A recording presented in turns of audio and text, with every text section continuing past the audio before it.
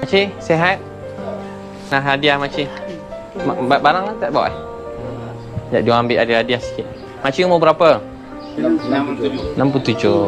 Kan makcik jaga, ni jaga mak. Ya. Bagus jaga mak Nanti bila jaga mak, nanti itu makin kaya, senang. Hati pun senang kan. Saya serah anak angkat kalau. Okey, terima kasih. Terima kasih. Hai, happy you Kenal lah. Ni mak Ada pusing-pusing sini Semoga sihat semua Okey, terima kasih.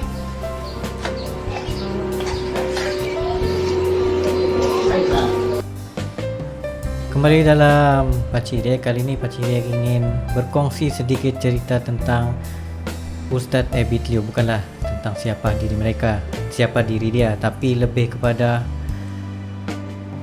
dia merupakan insan yang terpilih, yang tidak mengira kaum, tidak mengira bangsa, tidak mengira susah senang.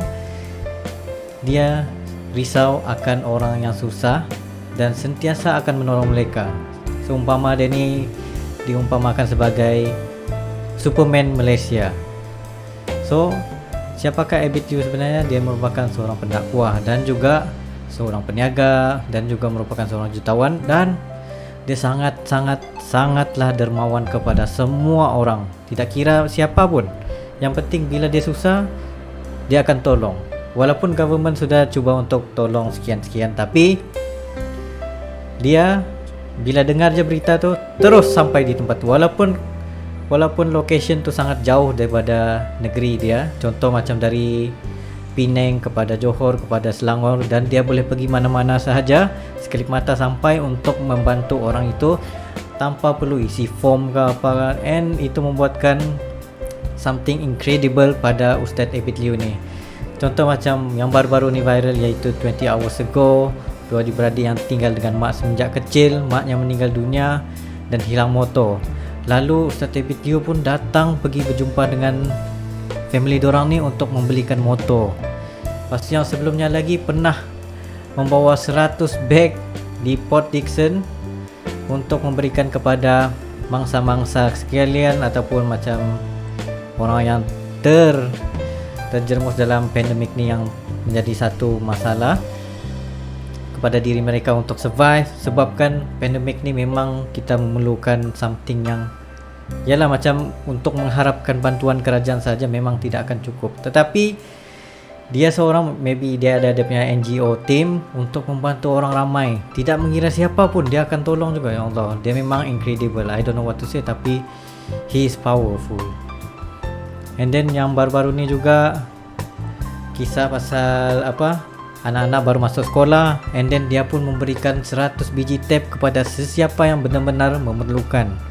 So macam tidak kira lah siapa pun yang ambil kesempatan ataupun memang memerlukan tu. Bayangkan bila dia dengar berita tu, dia terus invest kepada something tu, seperti membeli tablet ni untuk kanak-kanak, untuk pembelajaran secara online. Dan bukan sahaja itu, dia pula membantu kepada PDRM, kepada 500 bungkus. And sebelum ni pun ada kecaman kepada Abid Liu yang bagi tahu Ustaz Abid Liu ni propa sebenarnya, menunjuk-nunjuk bagi derma begitu. Okey, sebenarnya cerita dia macam dia bukanlah tujuan dia untuk menunjuk-nunjuk. Dua manusia ni ada dua jenis lah kan. Manusia ni ada dua jenis, iaitu menunjuk ke arah kebaikan ataupun menunjuk kerana sifat riak dia tu. Kebanyakan kalau kita tengok, sifat riak menunjuk tu mostly akan bagi bantuan di atas stage kan. Tapi dia hanyalah memportraykan diri dia macam dia ada punya tim videographer, fotografer, untuk menunjukkan dia pergi tempat tu sendiri untuk memberi lawatan, terutamanya mangsa banjir sebelum ni. Dan I don't know, NGO yang paling powerful macam Ustaz Abid Liu ni memang sangat-sangat respected. And walaupun banyak orang kecam lah dia menunjuk, tapi buang tepi lah tu haters tu. Kalau dorang buat benda sama tidak kisahlah, tapi ni kalau dorang hanya tahu bercakap, baik tidak payah cakap lah, baik tidak payah komen lah yang benda-benda buruk ni kan. Sebab yang datang memberi bantuan ialah tim Abid Liu ini. dan Ustaz Ebit Liu sendiri turun padang. So bagi aku, dia inilah Superman yang paling powerful di abad ini.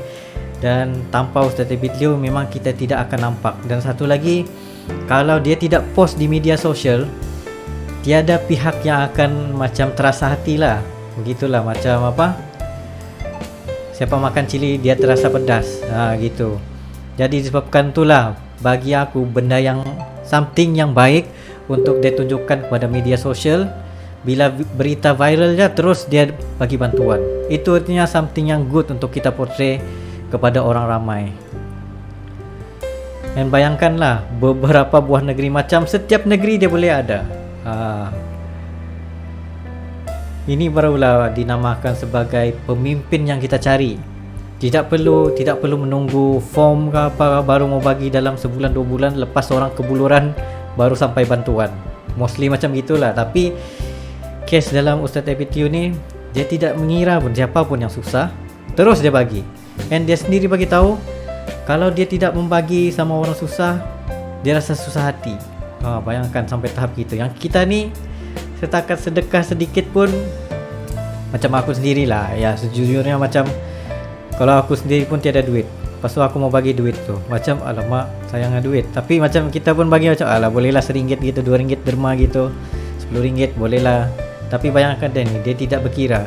Disebabkan itulah juga rezeki dia ni sentiasa bertambah kerana orang sentiasa mendoakan dia, sampai dia ada dia punya mat sendiri, butik sendiri, dia punya perniagaan bermacam-macam, dan semuanya kerana Allah dia buat, dan semuanya untuk membantu orang lain. Disebabkan itulah juga rezeki dia sentiasa bertambah. Maksudnya you spend more, you get more. Bukanlah spend more tu Lazada, Shopee gitu. Spend more tu memberi sedekah. Jadi apa-apa pun, marilah kita mendoakan supaya Ustaz Ebit Liu sentiasa panjang umur, murah rezeki, dan sentiasa dapat lagi menolong. Dan kita pun boleh menjadi seperti dia juga, boleh menjadi macam sebagai sumber inspirasi. Dan itu juga aku aim untuk jadi, insyaAllah satu hari nanti, untuk membantu ramai orang. Walaupun yalah, memang I don't know what to say, tapi dia ni memang sangat incredible. Tidak kira di mana pun dia tetap akan tolong orang. So apa-apa pun kita doakan semoga Ustaz Ebit Liu panjang umur, murah rezeki. So itu saja daripada saya, Pakcik Riek. Thank you very much for watching. Jumpa lagi next time.